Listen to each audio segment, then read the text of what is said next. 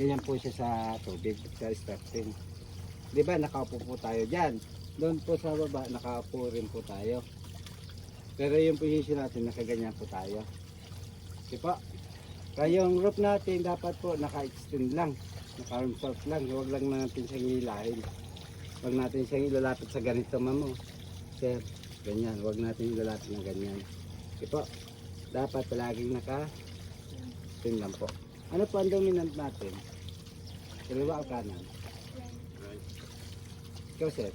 Right. Right handed din. Okay po. Pag ginila po tayo, squat lang po tayo. Yung tuhod natin dapat po nakabend. Kaliwa ako.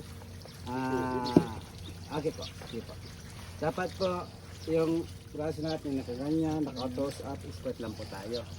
Ganito lang ang position natin. Hindi natin yung ganito, wag natin siyang hilahin. Pag left-handed po, dapat nandito yung mas maganda po nandito yung rope natin. Pantay lang po dito sa tuhod natin. Huwag mo po siyang ilalabas sa ganyan. Saka huwag niyo pong gagalaw-galawin. Pag right-handed po, dito rin po siya nakalagay sa kanan. Ganyan din, pantay rin po sa kanan din. Sa hip natin. Di ikaw po kaliwa, nandito siya. Yung board natin, kung sa po siya magsasid na ganyan.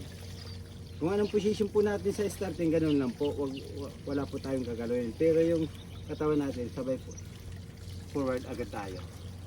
Huwag tayong maghihiga. Huwag tayong magiling backward. Din forward po yung katawan natin. Payo po paunahan. Di po. Di po sir, tayo po tayo. Ganyan po tayo. Payo po ka po konti paunahan. Yan. Nandito yung rope natin sa kaliwa. Yung board natin, kusa po siya magsaset na ganyan. Ganito. Pag ganyan na po, dapat po nakaangat po yung unahan mong board. Para umangat po to, kaunting bigat po doon sa kanan. Ganito po. Di po. Yan, ganyan ka. Ganyan po siya dyan sa tubig. Pag hinihila kayo. Ang bigat natin.